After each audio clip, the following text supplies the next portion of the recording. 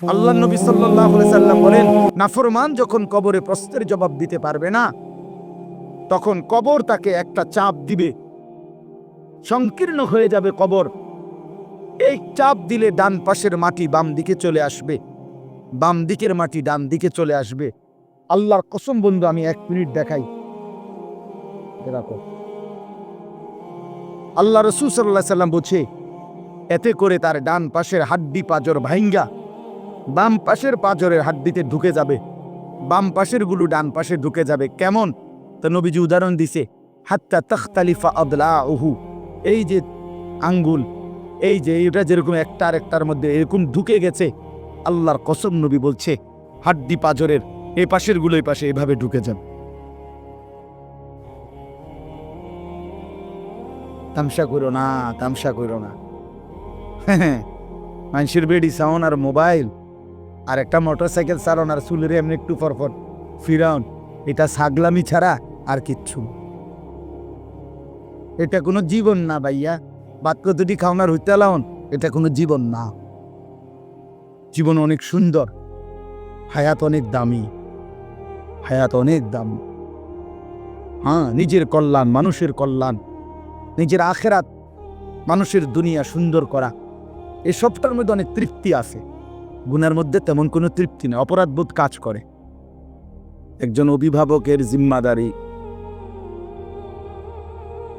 সন্তান এবং বাচ্চার জীবন গঠনে তাদেরই আসলে দায়িত্ব। অভিভাবক বলতে বাবা মা, বড় ভাই, চাচা, জ্যাঠা, দাদা, এরাই অভিভাবক, তার মাথার উপরে ছায়া। এখন সেই আপন মানুষগুলোই যদি বাচ্চাটার চরিত্র, আখলাক, চলাফেরা নষ্ট করে দেয়, তো এর চাইতে বড় জুলুম আর কি হইতে পারে? আপনজন যদি নিজের সন্তান, নিজের ভাই নষ্ট করে দেয়, তার চাইতে বড় অপরাধ আর কি বলেন? এর চাইতে বড় জুলুম আর কি হইতে পারে? এতটা ছোট বাচ্চা, এই বাচ্চা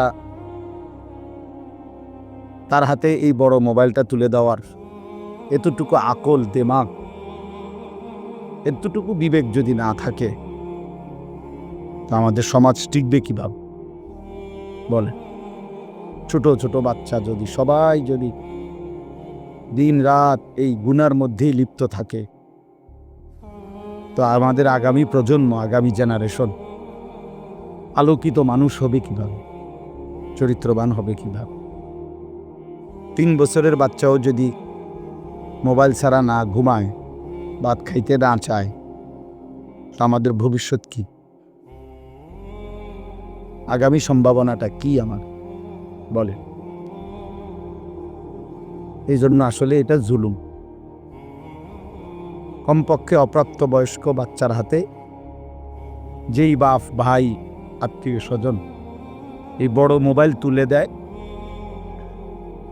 আপনি তার উপরে জুলুম করলেন, নিজে অনেক বড় ক্ষতি করলেন।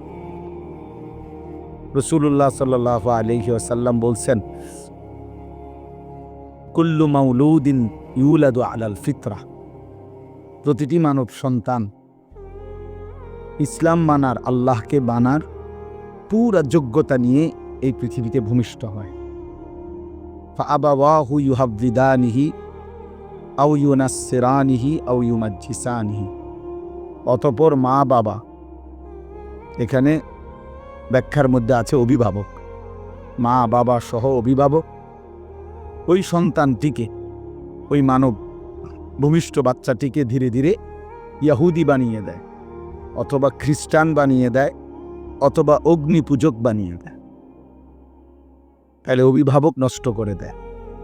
আল্লাহ নবী সাল্লাল্লাহু আলাইহি সাল্লাম বলছে, আর রাজুলু আলা দীন খলিলিহি, মানুষ যাকে সঙ্গী বানায় তার দ্বারা মানুষ প্রভাবিত হয়। যে যার সাথে উঠা বসা করে, চলাফেরা করে, কিছু সময়ের ব্যবধানে তার প্রভাব তার মধ্যে আসে। সেই জন্য এটাই যদি আপন হয় মোবাইলটা, তো তার মধ্যে খামখেয়ালি, খাহেসাত, নফসের পূজা, মনের চাহিদার যথেচ্ছ অনুসরণ, এটাই তার মধ্যে আসবে। একটা পর্যায়ে বাচ্চা এখনই সমস্ত ছেলে পেলে মা বাবা পরিবার ধর্ম আখেরাত কিছুর সাথে কোনো বন্ধন নাই। অধিকাংশ সন্তানের জীবনটা শুধুই মোবাইল কেন্দ্রিক, বন্ধু বান্ধবদের আড্ডা আর এই মোবাইল দেখা, এই এক জীবনের উপরে 12, 14, 16, 18 ঘন্টা হায়াতের শেষ। তো এই ছেলেটা বুঝতেও চাচ্ছে না যে অধীর ভবিষ্যতে তার কি হবে। এই সময়গুলো, এই হায়াতের এই লম্বা টাইম আর তো ফিরবে না। কোনো ঘন্টা, কোনো মিনিট, কোনো সেকেন্ড পৃথিবীতে আর নতুন করে দ্বিতীয়বার আসে না। নতুনটা তো নতুন সময়, এইটা তো আর আসে না। মনে করেন 23শে নভেম্বর 2024, এটা আর কোনোদিন হবে না। আগামী বছর 23শে নভেম্বর হবে, তো সেটা তো 2025 সাল। শনিবার আর এই শনিবার আর হবে না, আগামী শনিবার আসবে, কিন্তু সেটা তো 23 তারিখ না, সেটা তো হবে 30 তারিখ। তাইলে প্রতি ঘন্টা, মিনিট, সেকেন্ড একবারই আসে। কোরআন শরীফে আছে, বারবার একটা কথা আছে কোরআন শরীফে, মৃত্যুর সময় থেকে শুরু করে জাহান্নামে পর্যন্ত প্রত্যেকটি পাপী নাফরমান আল্লাহর কাছে মৃত্যুর সময়, কবরে, হাসরের মাঠে এবং জাহান্নাম বারবার আল্লাহর কাছে একটা জিনিস চাইবে। সেটা হলো, আল্লাহ আমার দুনিয়ার জীবনে কিছু সময়ের জন্য ফেরত দেন, একটু সময়। কোরআন শরীফের বহু আয়াত আছে, হাত্তা ইযা জাআ আহাদাহুমুল মাউতু ক্বালা রাব্বিরজিউন। আল্লাহ তাআলা বলেন, যখন নাফরমানের মৃত্যুর সময় হয়, মালাকুল মউত আজরাইল দেখে, তখন সে বলে, আল্লাহ কিছু সময়ের জন্য দুনিয়ায় থাকতে দেন। কোরআন শরীফে আছে, ওয়া আনযিরিন নাসা ইয়াওমা ইয়াতিহিমুল আযাবু ইয়াওমাল কিয়ামা ফায়াকুলুল লাযীনা যালামু রব্বানা আখিরনা ইলা আজালিন করিব।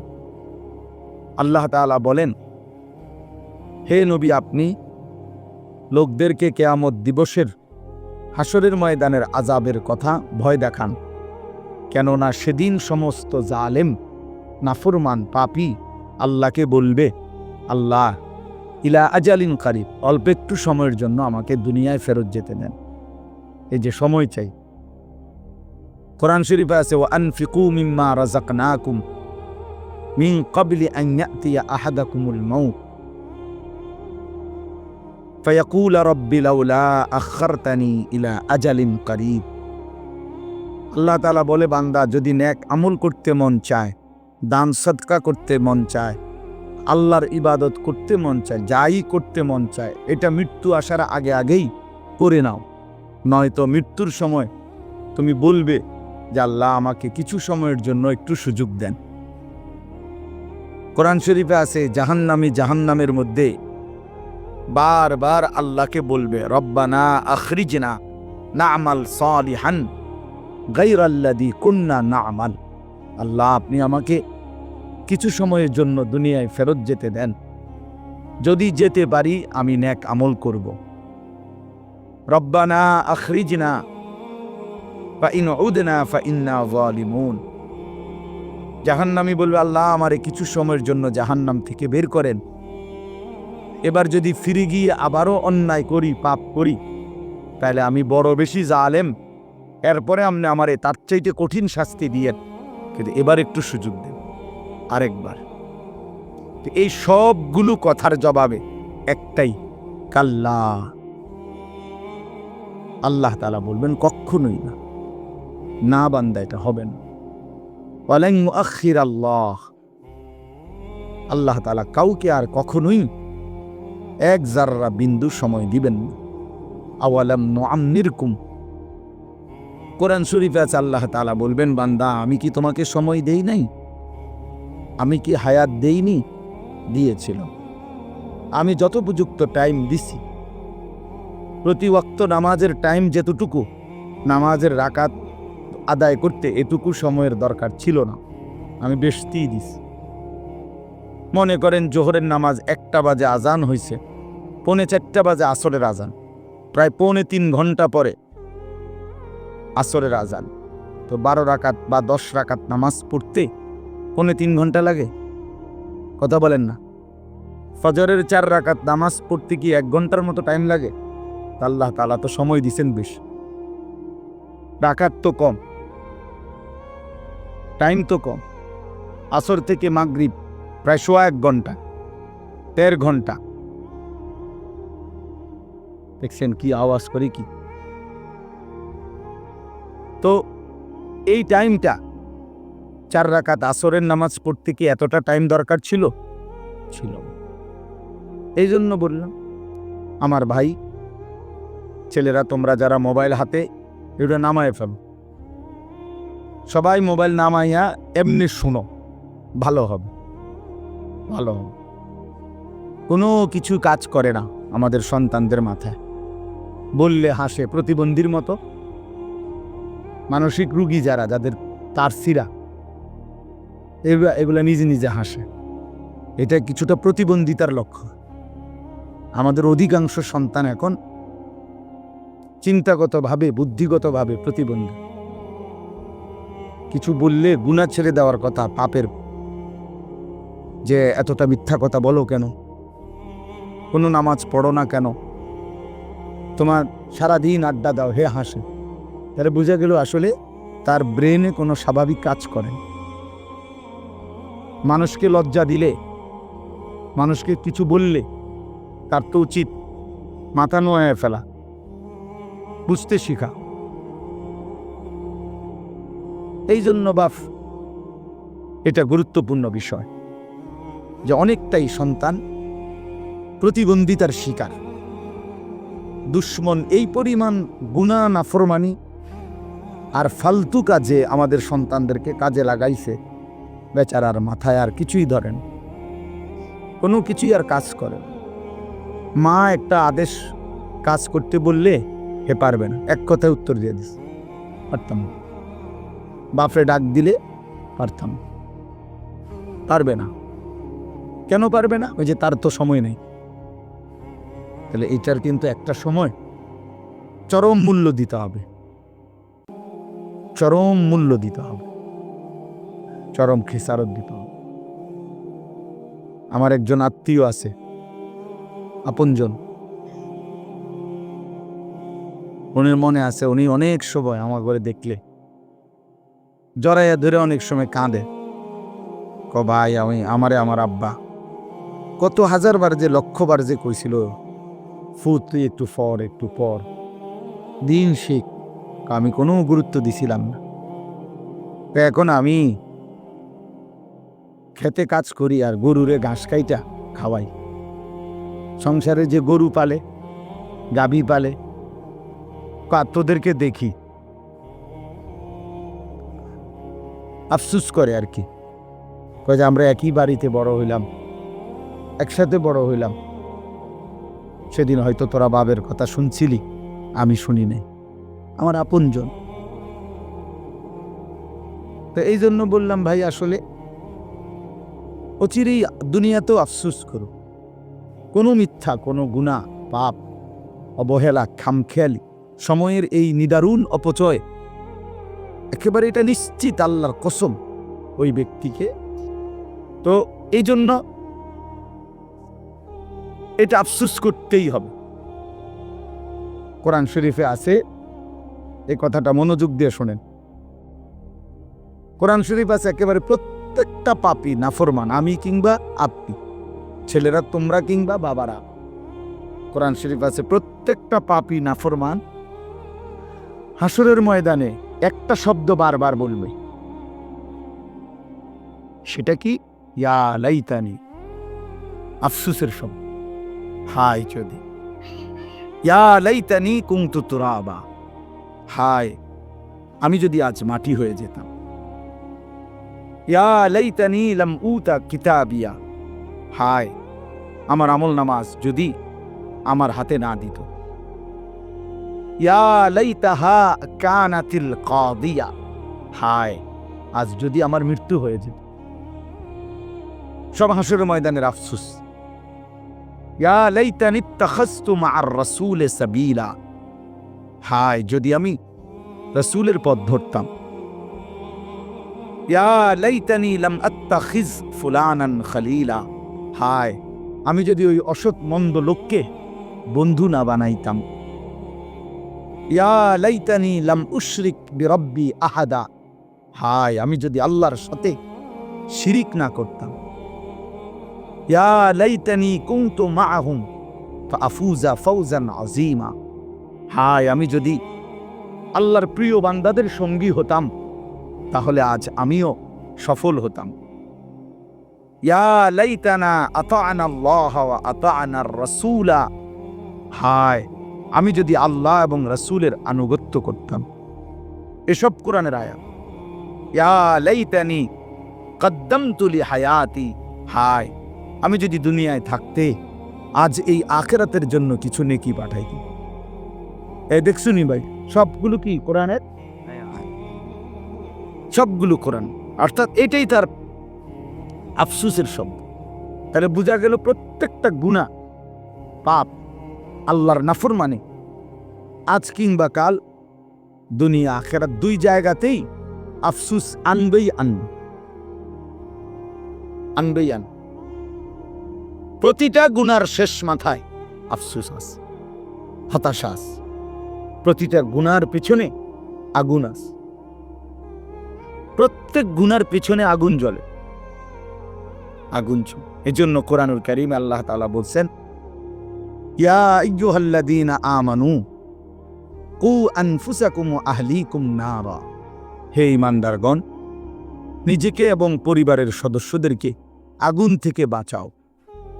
নারান, তাহলে বোঝা গেল দুনিয়াতে বলছে যে আগুন থেকে বাঁচাও, তাহলে মানে আগুন থেকে বাঁচাও মানে কি বলেন আপনারা? কি মনে হয়? কি গুনাহ থেকে? সহজ কথা, গুনাহ থেকে কি করো? বাঁচাও। কারণ এই বোঝা গেল গুনার অপর পিঠে কি আছে? এজন্য রাসূলুল্লাহ সাল্লাল্লাহু আলাইহি সাল্লাম বলছেন, ওয়া ইন্নাল ফুজুরা ইয়াহদি ইলান নার, প্রত্যেকটি গুনাহ পাপ জাহান্নামের দিকে টেনে নিয়ে যায়। ওয়া ইন্নাল বিররা ইয়াহদি ইলাল জান্নাহ, প্রতিটি নেক বির, নেক কাজ জান্নাতের দিকে টেনে নিয়ে যায়।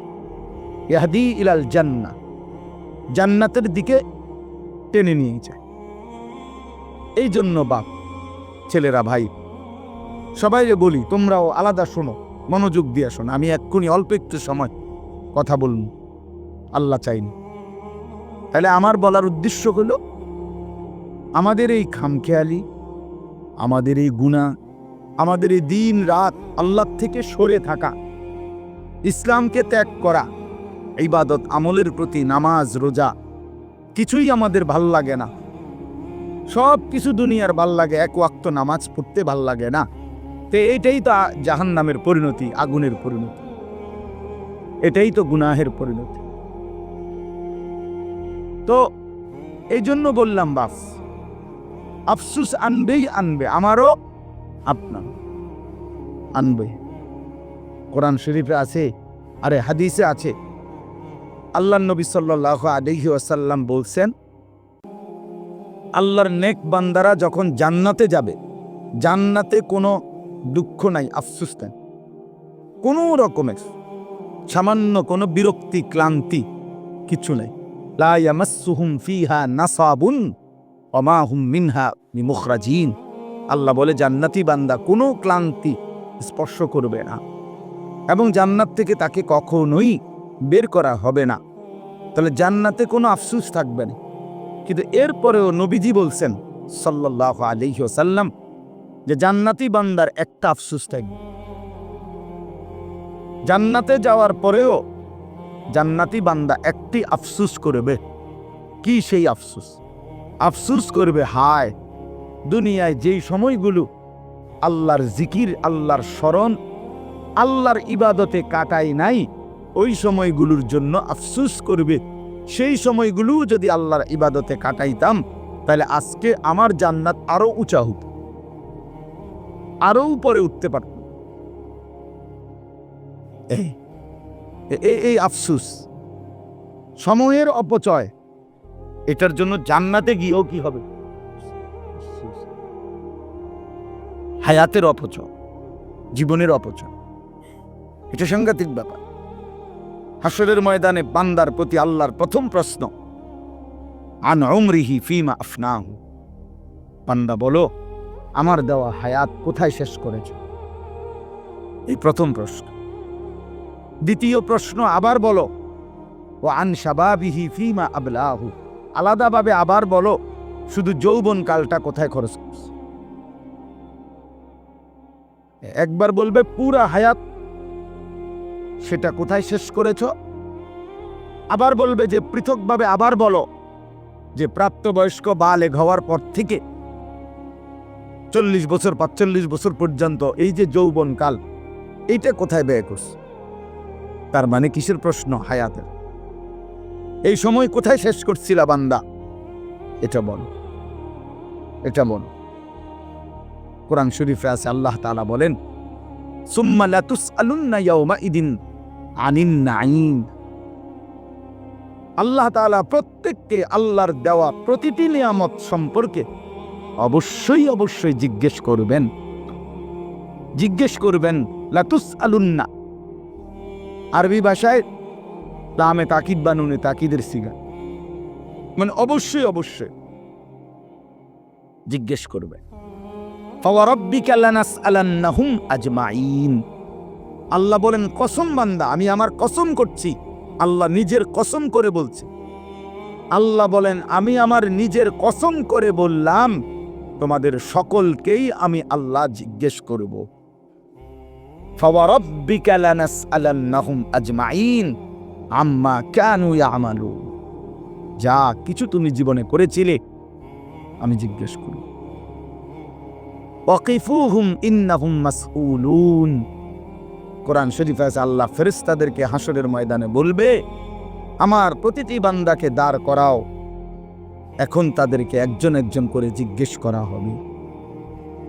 প্রিয় বন্ধু আমার, এটা মনে রাখার বিষয়, আমাকেও আপনাকেও জিজ্ঞেস করা হবে। হায়াতের এই সময়গুলো, রাত দিন,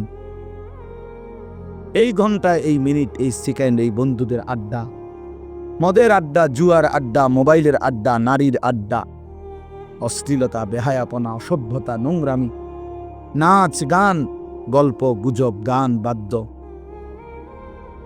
এই মিনিট, এই সেকেন্ড, এই সময় আল্লাহর কাছে জবাব দিতে হবে। জবাব দিতে হবে। হাসতে হাসতে ছেলেরা নামাজ পড়েন, শুধু শুধু কোনো কারণ, শরীর স্বাস্থ্য, চোখ নাক কান হাত পাও হাঁটু কোমর কনুই, আপনার কোনো অসুবিধা নেই।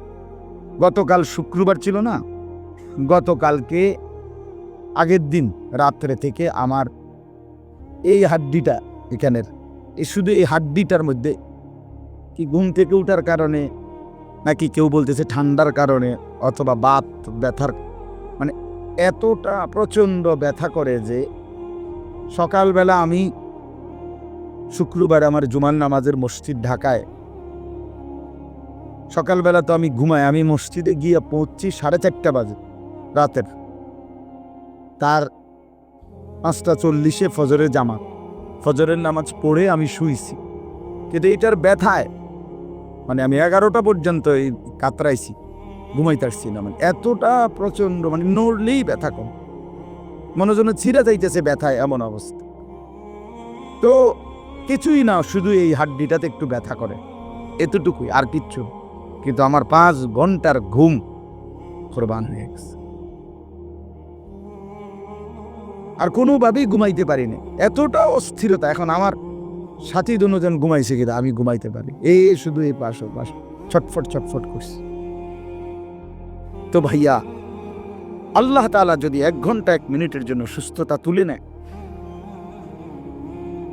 আরাম সরায় নেয়, আল্লাহর কসম, পৃথিবীর কোনো নারী, ছবি, তোমার মোবাইল আর তোমার বন্ধু, কোনো কিছুই তোমার সুখ আনতে পারবে। এই আমার এই কথাটা দোস্ত, বুঝতে শিখো, বুঝতে শিখো। প্রতি ঘন্টা প্রতি মিনিট আল্লাহ তাআলা আমাদেরকে সুস্থ রাখতেছেন। হাদিসের মধ্যে আছে আল্লাহ তাআলা জিজ্ঞেস করবে, দুইটা জিনিস আল্লাহ প্রথমেই বান্দাকে বলবে হাসরের ময়দানে, বান্দা বলো তো, আলাম নুসি জিসমাকা, আমি কি তোমার শরীরটা সুস্থ রাখি নাই এতদিন? জ্বর হইছে কয়দিন বলো, সুস্থ ছিল কয়দিন?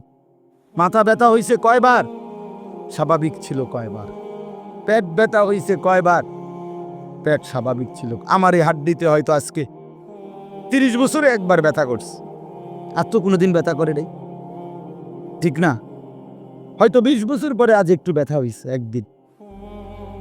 হ্যাঁ, আল্লাহ তাআলা বলবেন, বান্দা আমি কি তোমাকে এতটা লম্বা সময় সুস্থ রাখি নাই? তো তার বিনিময়ে আমার সেজদাটা কেন দিতে পারলা না?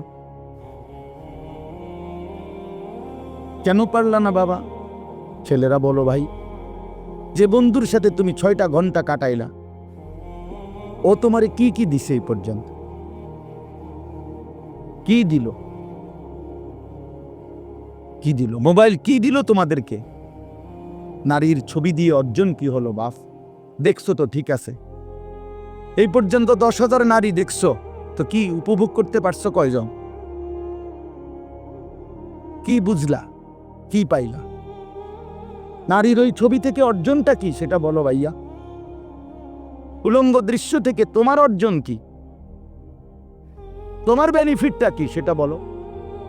এই অসভ্যতা, এই নোংরামি, এই জন্তু জানোয়ারের স্বভাব দিয়ে অর্জনটা কি?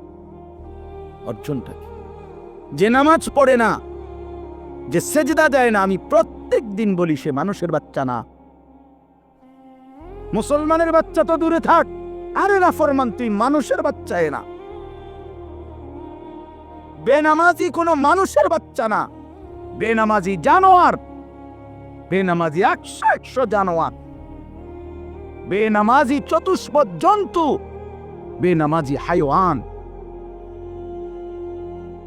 যার কপালে সেজদা না, এটা জানোয়ার, এটা বাচ্চা না।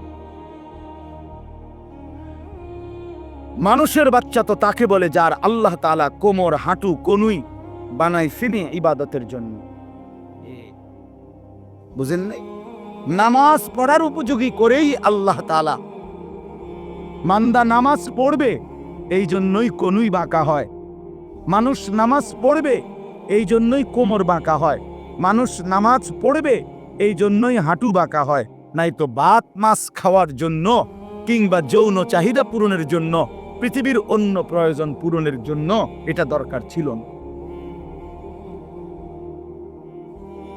কারণ অসংখ্য জন্তু জানোয়ার এক অবস্থায় থাইকাই, গরু কখনো সোজা হয় না, ছাগল কখনো সোজা হয় না, কুত্তা কোনোদিন সোজা হয় না, কিন্তু সে তার দুনিয়াবি সমস্ত চাহিদা, খাদ্য, পানীয়, পেশাব, পায়খানা, ঘুম, যৌন চাহিদা সব পূরণ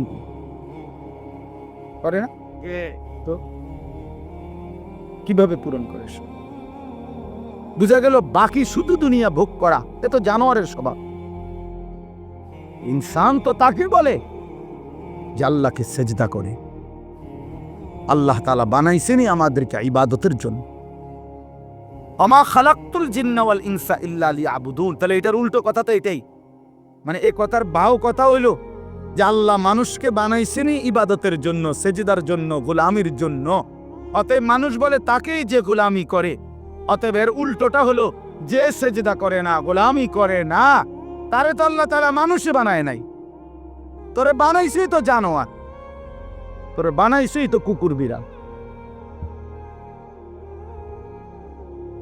তোরে বানাইছেই তো নারীর পিছনে ঘুরতি, তোকে বানাইছেই বেটা মানুষের বেডি দেখতি, ছবি দেখতি, সারা রাত দেখে রেজাল্ট কি? রেজাল্ট কি? প্যান্টটা নাপাক হইল, লুঙ্গিটা নাপাক হলো, শরীরটা অপবিত্র হলো, শরীরের সক্ষমতা ক্ষতিগ্রস্ত হলো, নিজের হাত নাপাক হলো, নিজের মন নাপাক হইল, চোখ নাপাক হইল, কান নাপাক হইল, পুরা দেহ গুনাহের ভারে অপবিত্র।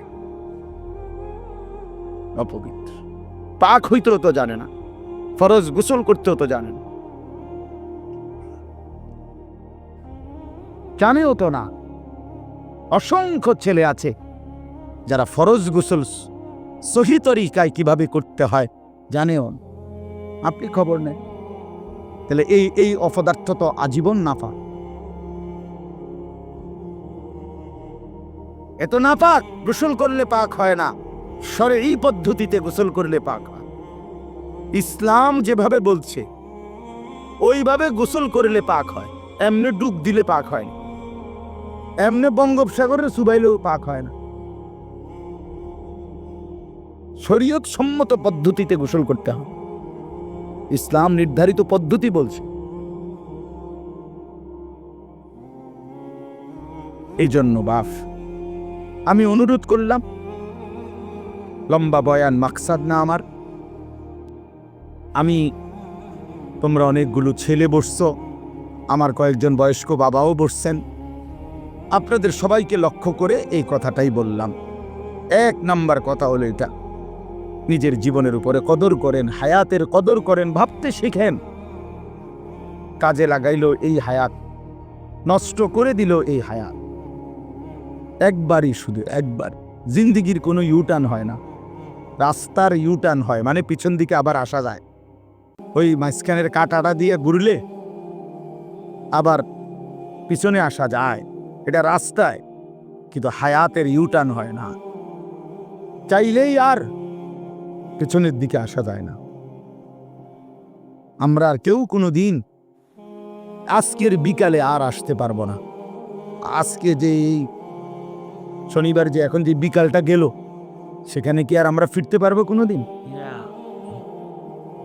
এই জন্য বাবা আমি আবারও বলছি, আল্লাহর কথা বললে, কোরআনের কথা বললে, হালাল হারামের কথা বললে, তোমারে গুনার কথা বললে যদি তোমার হাসি আসে, মনে করো কিছুই মনে হয় না তোমার বিবেকে, তুমি প্রতিবন্ধী মনে রেখো।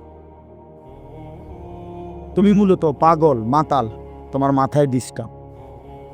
সত্যি কথা, মানুষ বুদ্ধিবৃত্তিকভাবে কিছু প্রতিবন্ধিতা আছে এমন যেটা বোঝা যায় না, যেটা কেউ অনেকে বুঝেও না যে সে যে প্রতিবন্ধী।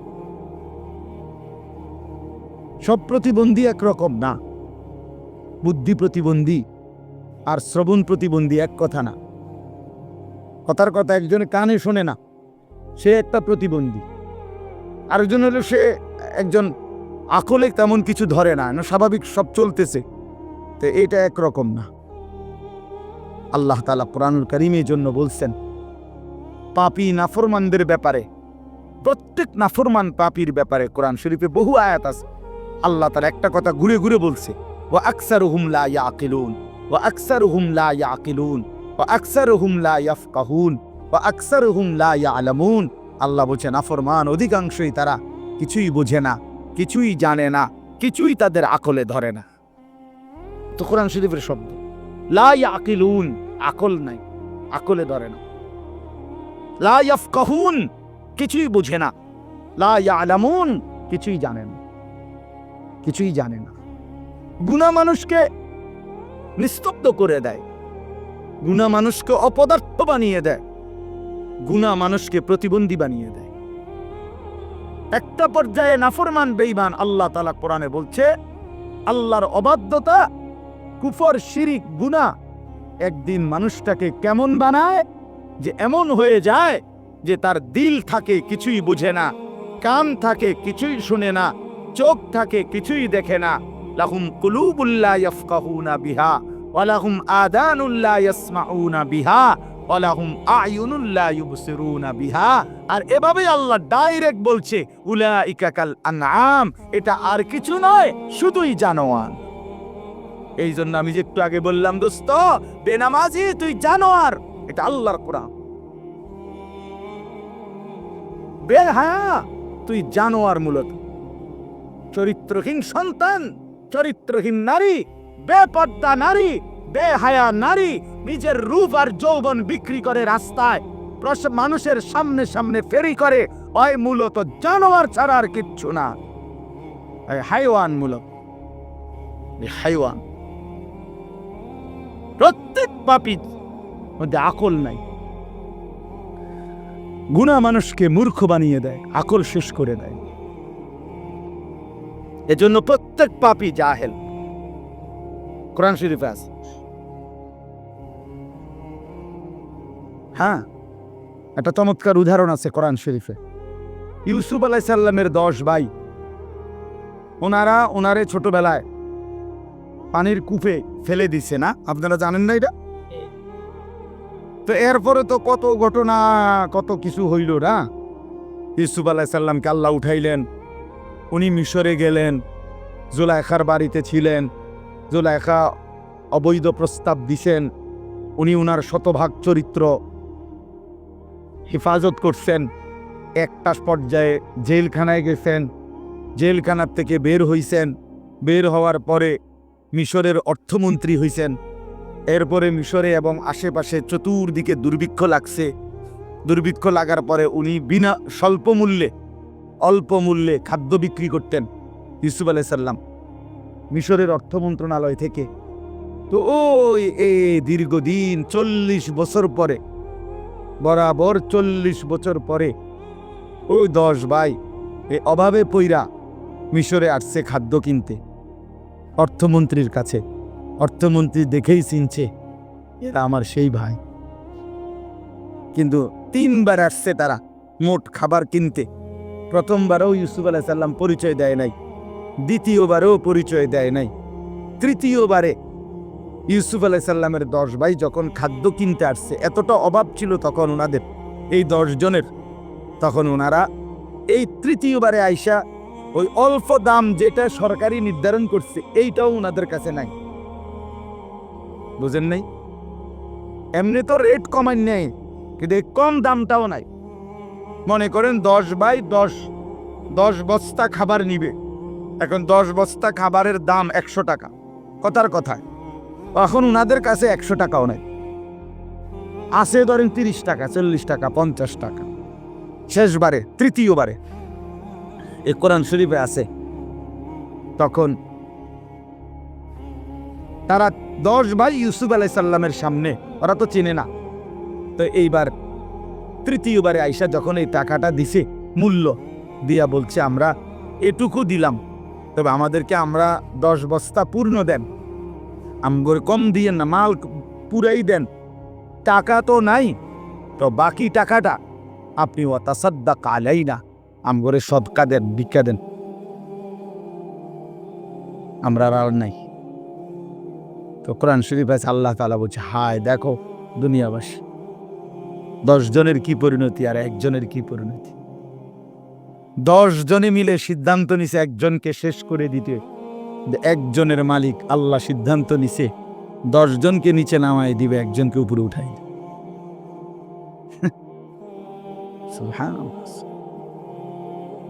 কোরআন শরীফে আছে 10 ভাই মিলে বলছিল, ওই সূরাতে আছে শুরুতে, ওয়ানাহনু উসবা, আমরা 10 জনই তো একটা শক্তি, 10 জন এক থাকলে অসুবিধা কি, বিল্ডিং ঠেললে বাইত নিগাম,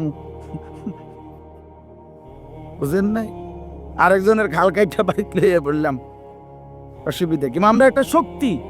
আল্লাহ বলছেন না বেটা, 10 জন না 10 লক্ষে শক্তি নয়, শক্তি শুধুই আল্লাহর জন্যে। আন্নাল কুওয়াতা লিল্লাহি জামিআ, শক্তি শুধুই আল্লাহ, ক্ষমতা শুধুই কার? আল্লাহ। 16 বছরের জালেম ভেবেছিল আর কারো কোনো ক্ষমতা নাই, একদিন 2:30 বাজে দেখে নিজের কোনো ক্ষমতা নাই। নিজের কি নাই? তখন কিশোর তরুণ যুবক 16 বছরের আর 18 বছরের নওজোয়ানের কাছেই 16 বছরের সাজানো সংসার ছেড়ে দিয়ে পলাইতে হয়েছে। আমার ছোট মেয়ে গাটি উঠটি লইয়া পলাইতে হয়েছে। তার মানে এটা বোঝা উচিত, শক্তি শুধুই কার? আল্লাহর। ভাইয়া আল্লাহ, শক্তি শুধুই আল্লাহ। এই ইসরায়েলের একদিন টের পাবে, অচিরেই ইসরায়েলের ইহুদি কুত্তারা একদিন দেখবে তাদের কিচ্ছু নাই, ইমানের পতাকা, ইসলামের পতাকা ফিলিস্তিনে পথ করে উঠছে ইনশাআল্লাহ, কোনো সন্দেহ নাই, কোনো সন্দেহ। ওই বেঈমান হেরেই যাবে একদিন, এই দেখতে দেখতে একদিন থাকবে। এর চাইতে কত বড় বড় জালেম এই পৃথিবী থেকে হারায় গেছে, আর ইসরায়েলের মতো এই অল্প কয়েকজন কুত্তা ওরা বুঝি টিকবে? এত সহজ বিষয়। আল্লাহই বড়। কে বড়? আল্লাহু আকবার, আল্লাহু আকবার। আল্লাহই বড়, আল্লাহই বড়। ওয়ালা যিকরুল্লাহি আকবার। আল্লাহ বলেন আল্লাহর স্মরণ এটাই বড়। আল্লাহই বড়, আল্লাহই বড়, আল্লাহই বড়। ছেলেরা নষ্ট হইও না, মুসলমানের বাচ্চা, তোমাদেরকে বলি, এই অল্প সময়ের মধ্যে দেখবা হক আর বাতিলের যুদ্ধ দেখবা, ইসলাম আর কুফরের যুদ্ধ দেখবা, ইমানদার আর বেঈমানের লড়াই দেখবা। তখন দেখবা মনে পড়বে, যদি এখন থেকে নামাজি না হও, চরিত্রবান না হও, আমি বললাম হকের পক্ষে, ইমানের পক্ষে থাকতে পারতা না। বেঈমান তোমাদেরকে কাপুরুষের কাতারে পাঠাই দিবে, বুজদিলের কাতারে পাঠাই দিবে, পারতা না। সারা পৃথিবী ব্যাপী ঈমান আর কুফরের যুদ্ধই হবে শেষ পর্যন্ত। আগামীর যুদ্ধ মুসলমান আর বেঈমানের যুদ্ধ, এবং সেটা বিশ্বব্যাপী। আগামীর যুদ্ধ মাহাদি আর দাজ্জালের যুদ্ধ। সেটা বাংলাদেশ না, সেটা পৃথিবী। মাহাদিও সারা পৃথিবীর, দাজ্জালও সারা পৃথিবী। বুঝেন না হিসাবটা? সারা বিশ্বব্যাপী। তো এই জন্য ইউসুফ আলাইহিস সালাম তখন ভাইদের এই অসহায় করুণ অবস্থা দেখা তখন তিনি এই আজকে আর মনটারে মানাইতে পারছে না যে হায় আমার ভাইরা, আজ তোমরা কত ছোট হয়ে গেল, আজকে ভিক্ষা চাইতেছ, সাদকা দেন। তখন তিনি বললেন, হাল আলিমতুম মা ফাআলতুম বিইউসুফা ওয়া আখিহি ইদ আনতুম জাহিলুন। এই কথা এটা বলতে ইউসুফ আলাইহিস সালাম তখন বললেন, তোমাদের কি মনে পড়ে তোমাদের যে একটা ভাই ছিল ইউসুফ, এবং তার সাথে আরো এক ভাই বিনিয়ামিন, এই দুই ভাইয়ের সাথে ইজ আনতুম জাহিলুন, যখন তোমরা জাহেল ছিলে, মূর্খ ছিলে, কি করেছিলে? মনে পড়ে তোমাদের? এইখানে আছে মূলত তো তারা পাপ করছে। তারা কি করছে? ভাইকে কি করছে? কূপে ফেলে দিছে। কিন্তু আল্লাহ তাআলা ইউসুফ আলাইহিস সালামের ভাষাটা কি ব্যবহার করছে? যে যখন তোমরা মূর্খ ছিলে। এই আয়াতের তাফসীরে স্পষ্ট আছে। এই জন্য তাফসীর ইবনে কাসির আমি নিজে পড়ছি, কুল্লু মান আসাল্লাহা ফাহুয়া জাহিল।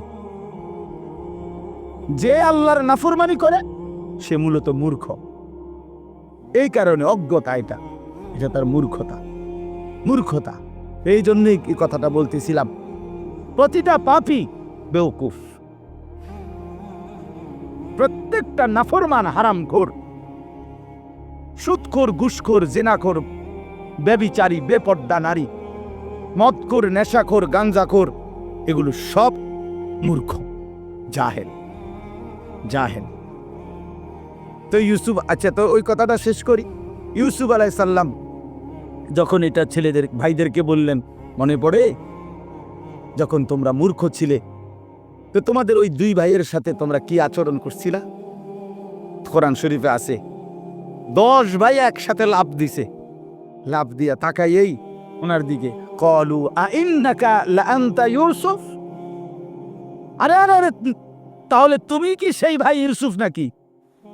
হ্যাঁ, কলজার লাফ দিছে যে এই বাঙ্গ ভাই, অথচ কোনো যুক্তি নাই। উনি ইউসুফ আলাইহিস সালাম হইব কেন? সে তো হলো মিশরের অর্থমন্ত্রী, তারার বাড়ি হলো কেনান, পালাইয়া দিছে 40 বছর আগে কূপের তলে, পালাইয়া দিছে ছোট্ট মিয়ারে 8-10 বছর বয়সে। তো কিসের লগে কি মিলাইলো? কোথায় বাড়ি? কেনান। হ্যাঁ, এখানে হইল মিশর, আবার তারে পালাই দিছে 10 বছর বয়সে। ইনার এখন বয়স হলো 40-45 বছর বয়স। তবুও তাদের দিল বলছে, ক্বালু আইন্নাকা লাআনতা ইউসুফ, তাহলে কি তুমি আমাদের ভাই ইউসুফ? ক্বালা আনা ইউসুফ। এই যে কোরআন শরীফের আয়াত, ক্বালা আনা ইউসুফ, ওয়াহাদা আখি। ইউসুফ আলাইহিস সালাম বললেন, হ্যাঁ ভাইয়া, আমি ইউসুফ। আর দ্বিতীয়বারে আসছিলার চুরির একটা কৌশল করে আমি যে আমার একটা ভাইকে রেখে দিয়েছি তোমাদের, সেটাই ছিল আমার ভাই বিনিয়ামিন। এই যে আমার পাশে বসা, গত সফরে মনে আসেনি ভাই, তুমগুর থেকে আমি আমার একটা ভাই কৌশল করে রাইখে দিছিলাম। কাদ মান্নাল্লাহু আলাইনা। ইউসুফ আলাইহিস সালাম বললেন, ভাইয়া শোনো, তোমরা তো আমারে ফেলে দিয়েছিলে পানির অতল গহীনে, কূপের গভীরে, কিন্তু আমার মহান আল্লাহ আমাদের উপরে বারবার দয়া করেছেন। রব্বুল আলামিন বলেন, কুলিল্লাহুম্মা মালিকাল মুলক তুতিল মুলকা মান তাশাউ ওয়া তানজিউল মুলকা মিম্মান তাশা। আল্লাহ বলেন, বন্ধু বলে দেন পৃথিবীবাসী, সমস্ত কর্তৃত্ব রাজত্ব মালিক শুধুই একজন আল্লাহ। তিনি চাইলে বাদশার মসনদে বসাইতে পারেন, তিনি চাইলে বাদশার মসনদ থেকে বেইজ্জতির সাথে নামায় দিতে পারেন। পারেন কিনা? হ্যাঁ। আতুইজ্জু মান তাশাউ ওয়া তুযিল্লু মান তাশা। তিনি চাইলে কাউকে ইজ্জত দেন, তিনি চাইলে কাউকে বেইজ্জতি করেন। ইজ্জত দেনে ওয়ালাকে, বেইজ্জতি করনে ওয়ালাকে। বাদশার মসনদে বসায় কে? বাদশার মসনদ থেকে টেনে নামায় কে? আল্লাহ। ইউসুফ আলাইহিস সালাম বলছেন, এবার সবাই শুনেন, ছেলেরাও শোনো বাপ। ইউসুফ তার 10 ভাইকে বললেন, বন্ধু ভাই আমার শুনে নাও, কিয়ামত দিবসের জন্য একটাই মূলনীতি, ইন্নাহু মান ইয়াত্তাকি ওয়া ইয়াসবির ফাইন্নাল্লাহা লা ইউদিউ আজরাল মুহসিনিন। বললেন, ভাই শুনে নাও, নিশ্চয়ই যারা আল্লাহকে ভয় করে গুনাহ ছেড়ে দেয়, কি ছেড়ে দেয়, এবং যারা সর্বাবস্থায় আল্লাহর ফয়সালার উপরে সবর করে, ধৈর্য ধরে, এমন নেককার ব্যক্তির জীবনের একটা নিঃশ্বাসও আল্লাহ তাআলা বিফলে যেতে দেন না। তাকওয়া, গুনাহমুক্ত জীবন, গুনাহমুক্ত জীবন আর সবর। ইউসুফ আলাইহিস সালাম বলেন, ইন্নাহু মান ইয়াত্তাকি ওয়া ইয়াসবির।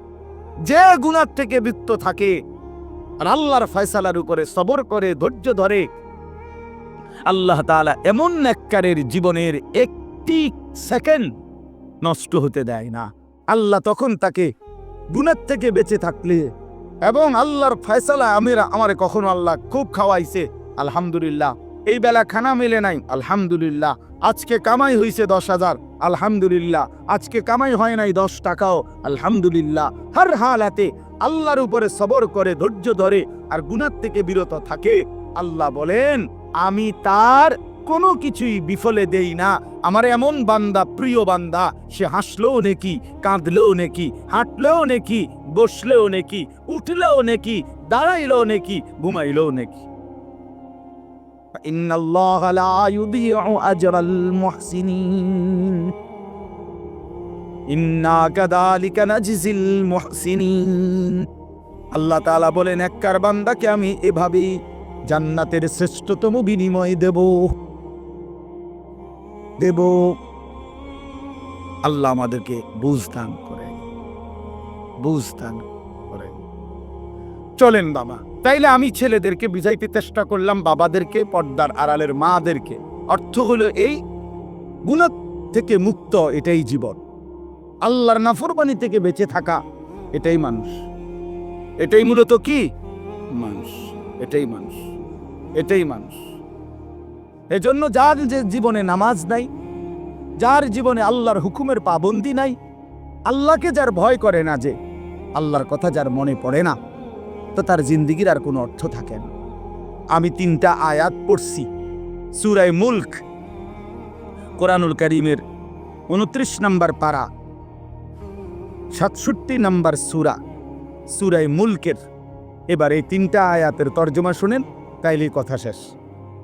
আল্লাহ তাআলা বলেন, ইন্নাল্লাযীনা ইয়াখশাউনা রাব্বাহুম বিল গায়ব, নিশ্চয়ই যারা আল্লাহকে ভয় করে, বিল গায়বে, না দেখে। কিভাবে ভয় করে? এখানে 2 অর্থ। এক, আল্লাহকে ভয় করে, আর আল্লাহর বলা অদৃশ্য যেই বিষয়গুলো সেগুলোকে ভয় করে। অর্থাৎ আল্লাহ তাআলা কোরআন এবং সুন্নায় আল্লাহ এবং রাসূল কবরের কথা বলছে, হাসরের ময়দানের কথা বলছে, আমলনামা আমাদের হাতে দিবে এটা বলছে, মিজানের পাল্লায় ওজন হবে এটা বলছে, ফুলসিরাত পার হইতে হবে এটা বলছে, কবরে আযাব হয় এটা বলছে, জান্নাত দিবে অথবা জাহান্নাম দিবে এটা বলছে। এর কোনোটাই আমরা দেখি নাই, ঠিকই না বলে? আমরা কবরের আযাব তাও দেখি নাই, আমরা হাসরের মাঠ তাও দেখি নাই, আমরা ফুলসিরাতও দেখি নাই, জান্নাত জাহান্নামও কি করি নাই। কিন্তু আল্লাহকে বিশ্বাস করি বলে, আল্লাহকে ভয় করি বলে এগুলোও মানি, এগুলো আমরা কি করি? মানি, এগুলোও মানি। কবর, হাসর, ঠিক আছে ভাই, এটা তাকানোর দরকার। তো কবর, হাসর, মিজান, ফুলসিরাত, জান্নাত, জাহান্নাম, এগুলোকে যে ভয় করে সেই আল্লাহকে ভয় করে। আর আল্লাহকে যে ভয় করে, খোদার কসম, এটার অর্থ একটাই, সে গুনাহ থেকে বিরত থাকে। গুনাহ থেকে যে বিরত থাকে সেই আল্লাহকে ভয় করে। এজন্য আল্লাহকে ভয় করে এ কথার মানে কি? গুনাহ থেকে বিরত থাকে। গুনাহ থেকে বিরত থাকে এ কথার ফলাফল কি? আল্লাহকে ভয় করে। এই কাগজের এই পিঠ ও পিঠ, কাগজের এই পিঠ তো এই পিঠ, এই পিঠ তো এই পিঠ, এটা আলাদা করা যায় না।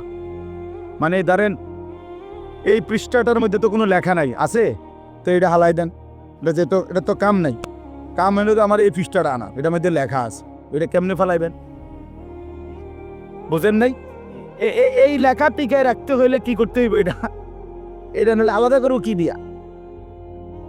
ওটা তো 2 পার্টও আলাদা। ঠিক এরকম আল্লাহকে ভয় করে তো গুনাহ থেকে বিরত থাকে, গুনাহ থেকে বিরত থাকে তো আল্লাহকে ভয়। তো এই পিঠে যদি লেখেন আল্লাহর ভয়, তো ওই পিঠে পাইবেন গুনাহ থেকে বিরত থাকে। এতে পিঠে যদি দেখেন গুনাহ থেকে বিরত থাকে, তো ওই পিঠ উল্টাইলে দেখবেন আল্লাহকে ভয়, আল্লাহকে ভয়, এটা উল্টাইলেই পাবেন। তো ইন্নাল্লাযীনা ইয়াখশাউনা রাব্বাহুম বিল গায়ব, নিশ্চয়ই যারা না দেখে আল্লাহকে ভয় করে, মানে আল্লাহর কথাগুলোকে ভয় করে, আখিরাতকে ভয় করে, পরকালকে ভয় করে, কবরকে ভয় করে, জাহান্নামকে ভয় করে, হাসরের মাঠকে ভয় করে, আল্লাহ বলেন আমি তাদেরকে 2টা পুরস্কার দেব। সুবহানাল্লাহ। কয়টা পুরস্কার? লাহুম মাগফিরাহ। 1 নাম্বার আল্লাহ বলেন এমন বান্দার জীবনের সমস্ত গুনাহ আমি আল্লাহ মাফ করে দেব। দ্বিতীয় পুরস্কার, ওয়া আজরুন কাবীর, আমি আল্লাহ এমন নেককার বান্দা আমাকে ভয় করে গুনাহ থেকে বেঁচে থাকে যে আমি আল্লাহ তাকে সর্বশ্রেষ্ঠ পুরস্কার জান্নাত দিয়ে দেব।